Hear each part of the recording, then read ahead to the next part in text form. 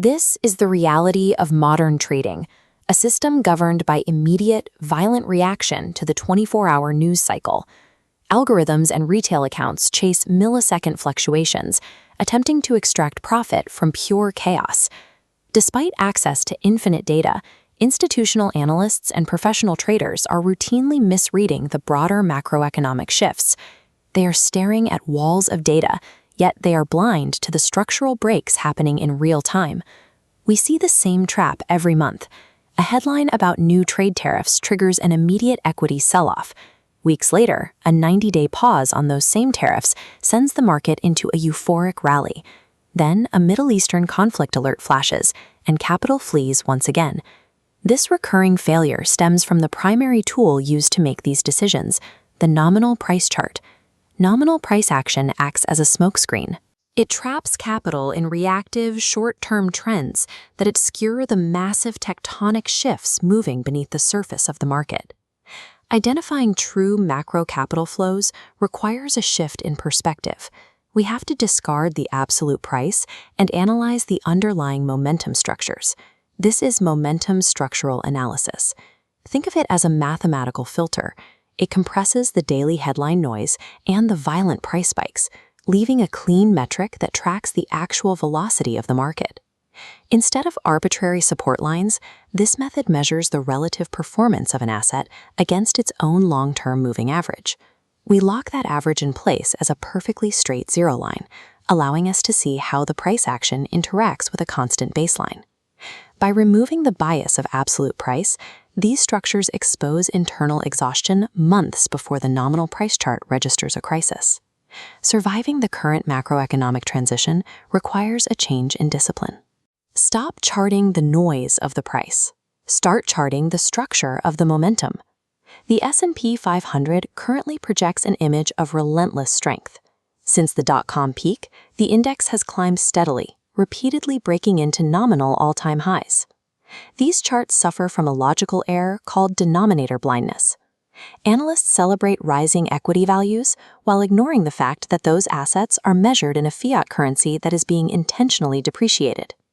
Here is the M2 money supply data. US dollars have expanded by 80% every decade, accelerating into a parabolic arc. Dividing the nominal S&P 500 price by this M2 curve erases the bull market gains. The relative yield line flattens entirely. These nominal all-time highs simply mirror the dollar's decay. It takes more weakening currency to purchase the exact same share of an index. Without correcting for denominator blindness, any analysis of market strength is mathematically compromised at the outset. Standard horizontal support levels on a price chart are fragile. They are easily broken by short-term volatility or manipulated by news-driven algorithms. To find structural health, we plot price against a 3/4 moving average. Rotating the chart straightens this line into a horizontal zero line. Historic lows below it establish a hardened momentum floor. Currently, momentum is plunging below this floor, signaling internal velocity is completely exhausted. A monthly close below a multi-year momentum floor acts as confirmation of a major trend break. It proves the structure has failed, regardless of how bullish the nominal price may seem. To find the first signs of systemic failure, we look past popular tech stocks and focus entirely on the financial sector. The financial sector's relative performance is a leading indicator for systemic health.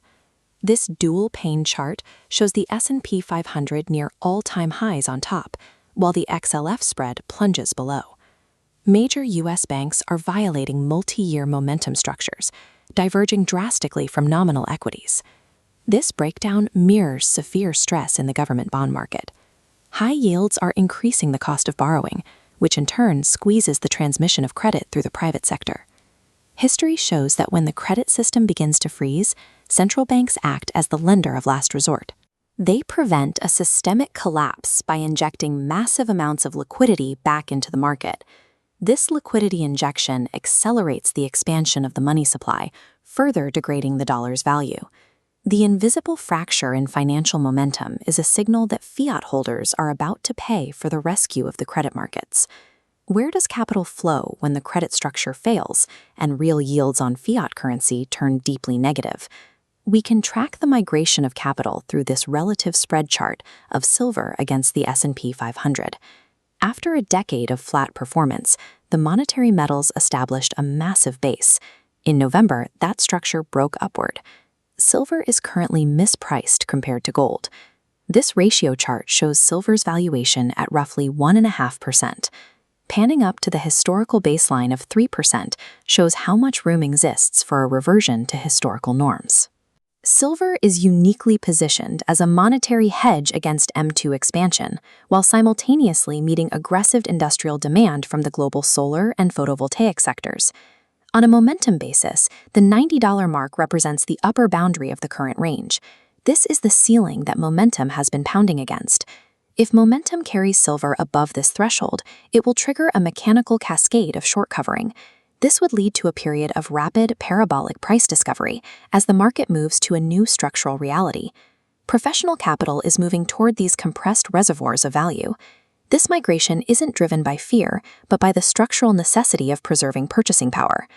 Most media narratives will continue to focus on daily fluctuations in tariffs, interest rate tweets, or geopolitical skirmishes.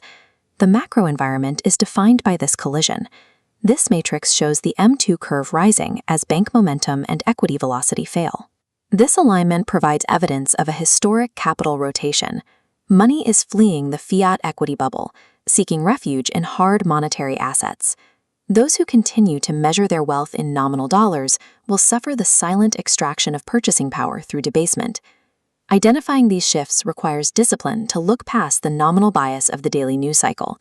To survive the fiat exodus, ignore the noise of the price chart. Trust the structural evidence found in the momentum of capital flows.